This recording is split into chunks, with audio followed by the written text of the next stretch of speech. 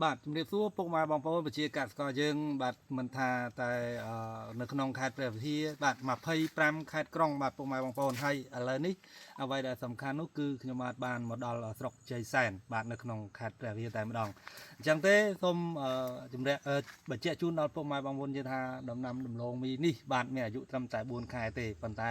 បើនិយាយពីកម្ពស់វិញក៏ក្បាលតែម្ដងពុកម៉ែបងប្អូនអញ្ចឹងយើងចាំទៅមើលលក្ខណៈពិសេសរបស់ដំណាំដំឡូងមីនេះថាតើ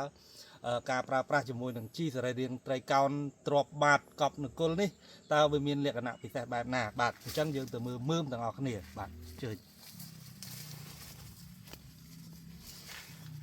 អូអស់ទោះ4ខែនេះ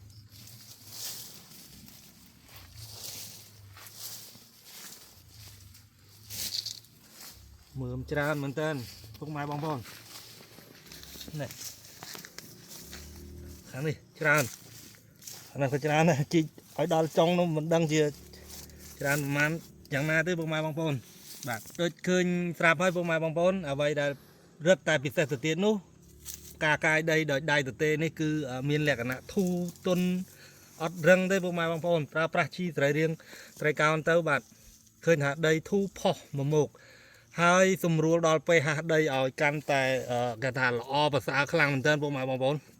មានជីជាតិបាទសមស្របជាមួយនឹងដំណាំដំឡូងមីដែលមានអាយុចាប់ពីអាយុដំឡូងមីយើងគឺ